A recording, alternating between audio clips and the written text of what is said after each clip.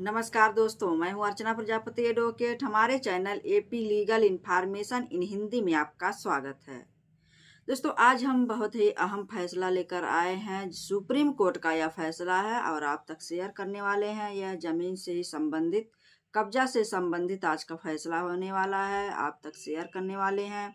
और यह जजमेंट बहुत ही अच्छा जजमेंट है। सुप्रीम कोर्ट का कहना है कि सिर्फ एक कागज या एक डॉक्यूमेंट्स, एक सबूत अगर आप लगा दोगे तो जिसका कब्जा उसका जमीन हो जाएगा, जिसका कब्जा वही जमीन का मालिक हो जाएगा। तो 2024 का यह जजमेंट है, दिसंबर का जजमेंट है और उसमें आप जाके जजमेंट सर्च करके पढ़ सकते हैं। बहुत ही अच्छा फैसला इसमें दिया है कब्जा को लेकर। जो कोई कब्जा कर लेता है और बाद में जो उसका ओनर होता है, स्वामी होता है ज़मीन का, अगर आपत्ति करता है, कब्जा हटाने की बात करता है, तो न्यायालय में जाता है और सिविल सूट करता है या अन्य तरीके से उसको हटाने की कोशिश करता है। यही सारी बातें कैसे नहीं हटा सकता, कैसे हटा सकता, सुप्रीम कोर्ट ने अपने फैसले में बताया हुआ है और बहुत ही अच्छा फैसला है। उम्मीद करती हूँ यह जानकारी आपको बहुत ही अच्छा लगेगा। जिसके पास ज़मीन जायदाद है और जिसके ज़मीन पर कोई कब्जा बना कर बैठा हुआ है तो उसके लिए बहुत ही इम्पॉर्टेंट है। इसको स्किप नहीं करना है, नहीं तो कोई बात आपको समझ में नहीं आने वाला है। तो सुप्रीम कोर्ट ने इसमें यही कहा है कि अगर आपकी ज़मीन पर कोई कब्जा कर लिया है और वह कब्जा कितने दिनों तक का होना चाहिए जिससे जो कब्जा किया है वह मालिक बन सकता है।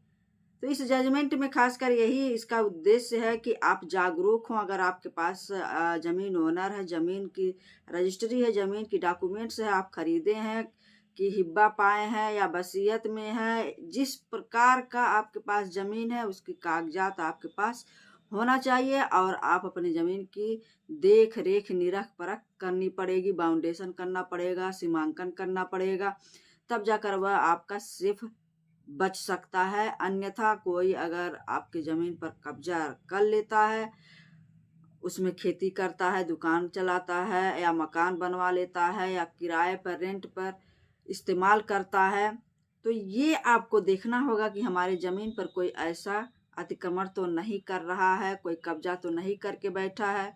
इसके बावजूद भी अगर आप जानते हैं कि हमारी ज़मीन पर हमारा ज़मीन है, हमारे पास सारे डॉक्यूमेंट्स हैं और वह कब्जाधारी कब्जा करके बैठा है, उसके बावजूद भी आप उसको हटाने के लिए कोई प्रयत्न नहीं किया, कोई मुकदमा नहीं किया, किसी पुलिस का सहायता नहीं ली, सहारा नहीं लिया कि हमारे ज़मीन पर यह अतिक्रमण, आप चुपचाप उसको देख रहे हैं और उसको कुछ नहीं बोल रहे हैं। वो निर्बाध रूप से उस पर काबिज है, कब्जा करके बैठा है, निर्बाध रूप से उस पर कोई दिक्कतें नहीं आ रही है, कोई टीका टिप्पणी नहीं, बिना किसी दबाव के, बिना किसी जानकारी के वह आपकी ज़मीन पर बैठा हुआ है कब्जा करके और आप कोई एक्शन नहीं ले रहे हैं। तो जो कब्जा किया है जाहिर सी बात है उसका ज़मीन हो जाएगा और आप देखते रह जाएंगे, कुछ नहीं कर पाएंगे।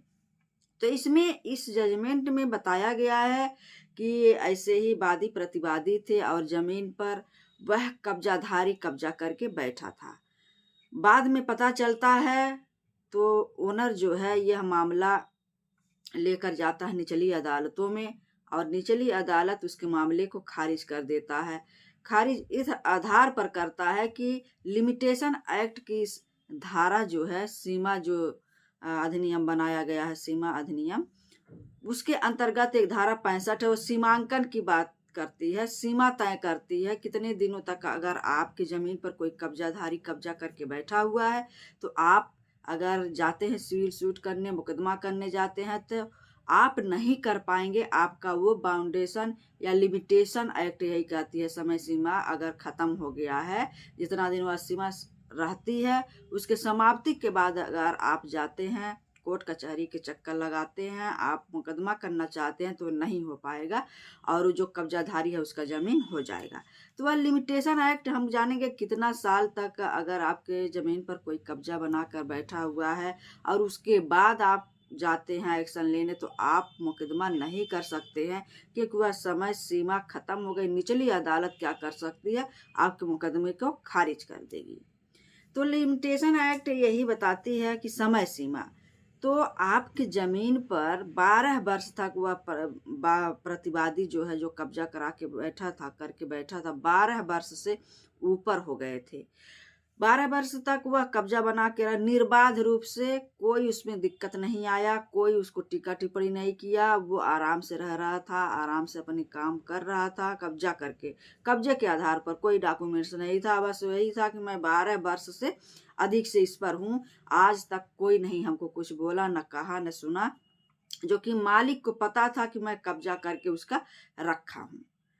उसके बाद अगर एक भी दिन 12 वर्ष से एक भी दिन अगर अधिक समय हो गया है और आप जाते हैं मुकदमा लेकर न्यायालय में, तो निचली अदालत आपका मुकदमा खारिज कर सकती है, खारिज कर देगी। तो आपको सचेत रहना। इस जजमेंट का मकसद यही है कि एक सबूत अगर आप प्रूफ दे देते हैं कि हमने 12 साल तक इस पर कब्जा किया है, 12 साल से हम इस पर निवास कर रहे हैं, 12 साल से इसका इस्तेमाल कर रहे हैं, और इस जमीन का मालिक अब दिखाई दे रहा है, 12 साल के बाद जा रहा है सिविल सूट करने, तो वह ग्राउंड लेगा 12 साल आप कहाँ थे, क्या कर रहे थे, जो कि आपको पता है कि हमारी ज़मीन पर वह आदमी कब्जा करके बैठा हुआ है।